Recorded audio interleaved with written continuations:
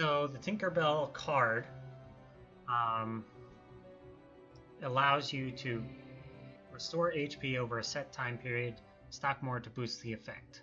So I guess it's very similar to the Kingdom Hearts 1 summon. So I'm going to put those S tier because everyone loves Tinkerbell. It's not my favorite summon to use. The practicality of it like far outweighs everything. It's like kind of, I don't know.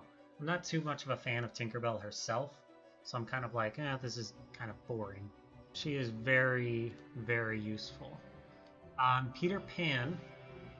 This is interesting because there's so many things in like Kingdom Hearts where it's like I don't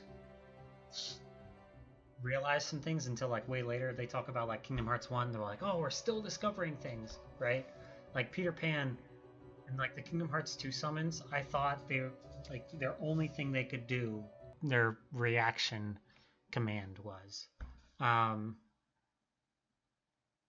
so I learned that Peter Pan can do more on his own. A day later, if I just let him sit, just kind of go with the flow. I'm gonna put him on like B tier. He's not very memorable for me. I don't use him all that much. The only thing I would use him for, the Syax fight when you can cheese it. Bambi kind of just jumps all over the place, giving bubbles. And it's just like, I don't know, I feel like it's stupid. Well, I guess thinking about it, it's like how much ever cost Bambi has, you know, to summon. It's like you spend magic to get magic back, but it's like if you're running low on magic and it's just like, all right, I need some magic stat, then you can just like summon Bambi and he jumps all over the place giving you bubbles. But it's kind of difficult because you don't have party members there to help you anymore, and you're kind of just running around, and I guess you could dodge through them. I'm gonna put him in the same tier. He's like, not my favorite. The card bounds around and drops HP orbs. So instead of magic orbs, the card drops HP orbs. And I feel like you're having the same problem. It's like Tinkerbell, a lower version of Tinkerbell card, because you have to put in the work to even get the HP orbs, and if you don't get it in time, it's gone. Tinkerbell just does her job, right? So that one would be E tier as well. Dumbo card. Let's look at what the card for Dumbo does. Dumbo douses enemies over a set time period, dealing ice damage. Stock more 1 to prolong the attack. So I don't think you can control him as well. Just kind of goes around and does ice damage. I'm gonna put him A tier. And same with regular Dumbo, Kingdom Hearts 1 Dumbo. Kind of, you know, they do damage, and you can control them, and they're a little fun to use. Genie, we're going to do the card one first. Genie casts Thundara, Bravura, and Stopra. So he's kind of the same as original Genie. However, so I'll put him on A tier since he does do stuff. Kingdom Hearts 1 Genie, I feel like lasts. It's a little harder to use. It's a little different because you have to lock on, then you have to press like triangle or go down on the bottom to do Showtime. You're not playing Final Mix, so I'm gonna put him. He lasts longer. He's a mix. Kingdom Hearts 2 Genie, S because he has so much variability. Just make you on Peter Pan's body. Yeah, there you go. Peter Pan, Genie, Fusion, Ultimate Summon. Kingdom Hearts 2 Genie is, he has so much variability and he has so many different attacks. He's really cool. He's probably the one I use the most in Kingdom Hearts 2. Kingdom Hearts 1 Simba. When I'm thinking about like usability, I'm gonna say he's C tier because like you're vulnerable while he charges up his roar. And it does good damage, but you're vulnerable and it's really hard to pull off, and it's kind of boring, I guess, for me. The card, however, is like Simba lets out a mighty roar and deals damage to enemies in front of him, more than one. This roar will also stun enemies. So I feel like the card's a little bit better because you're not... The only thing that can prevent Simba from coming out is a card break, but you're not like vulnerable to attacks because it's just Simba by himself. Like you pretty much turn into Simba. I feel like Simba, Kingdom Hearts 3 Simba, it's either A tier or S tier.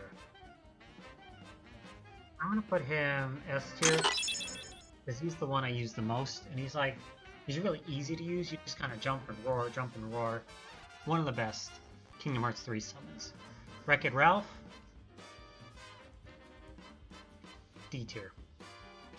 And it bums me out because I really like Wreck-It Ralph and I was really excited for his summon. The guy doesn't even wreck stuff, okay? He builds. His summon is building stuff. And then he wrecks it. But he's building. Like, the wrecking guy can't even wreck. Like, I just wanted to go around and punch people. Is that too much? It's like, use these. You have massive fists that can destroy anything. And we're building with them?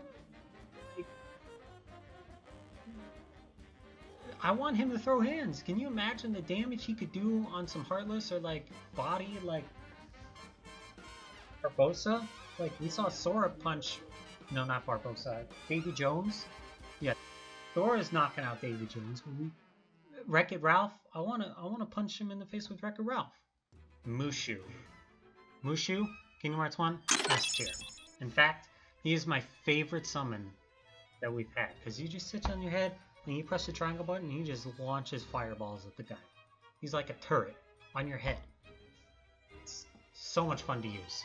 I love him. Right? The rechaining memories, I feel like you have a reticle and you have to aim it. It's first person shooter-esque. Not as much fun. I feel like Chain of Memories, it probably just does it since they won't have like a first person shooter. So I'm going to put him B tier since it's like not terrible. Ariel, I'm going to put as A tier. It's a little harder to use, a little less fun than Simba, but still very fun and very like effective with like damage. Stitch, I do like his little triangle thing that he does, and by himself he's pretty good. So I'm going to put him A tier.